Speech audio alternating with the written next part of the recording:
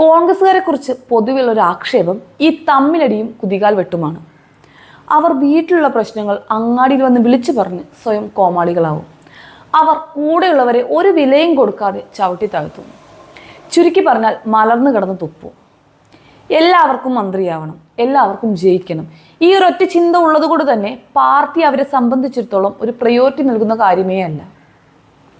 അതിൻ്റെ ഏറ്റവും നല്ല ഉദാഹരണമാണ് കഴിഞ്ഞ ആഴ്ച മുരളീധരൻ പിണങ്ങിപ്പോയതൊക്കെ.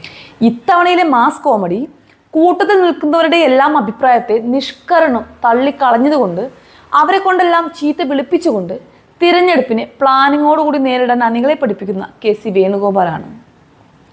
ഇത്തവണ എല്ലായ്പ്പോഴും ഉള്ളതുപോലെ അല്ലത്രേ.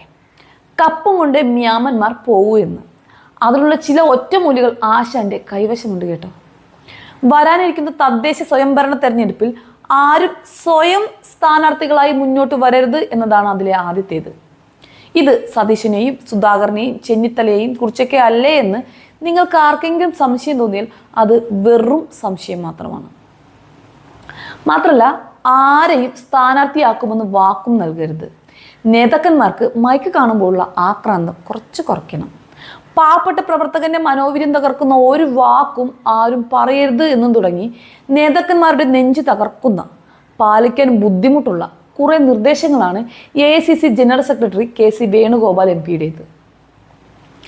UDFന്റെ വിജയം നേടാൻ ഒരൊറ്റ കാരണമേ ഉള്ളൂത്രേ. അത് കോൺഗ്രസ് പാർട്ടിയിലെ അനൈക്യം ആണത്രേ. വളരെ വൈകിയാണ് ഈ സത്യം മനസ്സിലാക്കിയതെങ്കിലും ഇതൊക്കെ മനസ്സിലാക്കി തമ്മിൽ വലിയ കുനിഷ്ടുകളൊന്നും കൂടാതെ പോയാൽ ഈ തവണയെങ്കിലും ഭരണം നമുക്ക് തിരിച്ചു പിടിക്കാനാവുമെന്നാണ് അദ്ദേഹത്തിൻ്റെ ഒരു അഭിപ്രായം.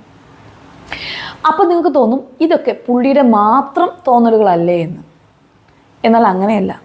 മുല്ലപ്പള്ളി രാമചന്ദ്രനും സണ്ണി ജോസഫിനും എല്ലാം ഇത് തന്നെയാണ് പറയാനുള്ളത്. ഇതുകൂടാതെ സ്ഥാനാർത്ഥികളെ പ്രാദേശിക തലത്തിൽ സമവായത്തിലൂടെ കണ്ടെത്തണമെന്നൊരു എളിയ അഭിപ്രായം കൂടി സണ്ണിക്കുണ്ട്. മാത്രമല്ല, അന്യായമായ ഒരു ഇടപെടലും ഒരു നേതാവിൻ്റെ ഭാഗത്തു നിന്നും ഉണ്ടാകരുത്. നേതാക്കന്മാർ പക്ഷം പിടിക്കാതെ മധ്യസ്ഥ നിലപാട് സ്വീകരിക്കണമെന്നും അദ്ദേഹം പറയുകയുണ്ടായി. സണ്ണിയെ പോലെ തന്നെ താഴെത്തട്ടിൽ പൊതു സ്വീകാര്യതയുള്ള സ്ഥാനാർത്ഥികളെ കണ്ടെത്തി സ്ഥാനാർത്ഥികളാക്കണമെന്ന് KPCC മുൻ പ്രസിഡന്റ് മുല്ലപ്പള്ളി രാമചന്ദ്രനും പറയുകയുണ്ടായി.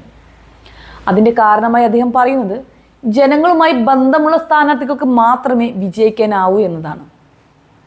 മാത്രമല്ല, എതിരാളികളെ നിസ്സാരമായി കാണരുത് എന്നും 2008 അസംബ്ലി മണ്ഡലം പുനർനിർണയത്തിലെ വീഴ്ച ഓർക്കണമെന്നും CPM BJP ബാന്ധവം എന്ന യാഥാർത്ഥ്യം ജാഗ്രതയോട് കൂടി നോക്കിക്കാണണമെന്നും അദ്ദേഹം പറയുകയുണ്ടായി. ഇതൊക്കെ മനസ്സിലുണ്ടായിട്ടാണ് കഴിഞ്ഞ ആഴ്ച കൂടെ ഉണ്ടായിരുന്ന മുരളീധരനെയും ചാണ്ടിയുമനെയും ഒക്കെ പിണക്കി വിട്ടത്. പാർട്ടിയിലെ ഏറ്റവും താഴേക്കിടയിലുള്ളവരെ പോലും കൂടെ ചേർത്തിരുന്ന 2 മുതിർന്ന കോൺഗ്രസ്സുകാരുടെ ഈ 2 മക്കളെയും പിണക്കി വിട്ടാൽ സാധാരണക്കാരായ അണികൾ പാർട്ടിക്ക് വേണ്ടി ധീരമായ പ്രകടനങ്ങൾ കാഴ്ചവെക്കും എന്നാണോ നേതാക്കന്മാർ കരുതിയിരുന്നത്? ഈ മാധ്യമങ്ങളുടെയും ജനങ്ങളുടെയും മുൻപിൽ ഛർദ്ദിക്കാൻ എടുക്കുന്നതിൻ്റെ പകുതി സമയം മതിയല്ലോ അവരെയൊക്കെ ചേർത്ത് പിടിക്കാൻ.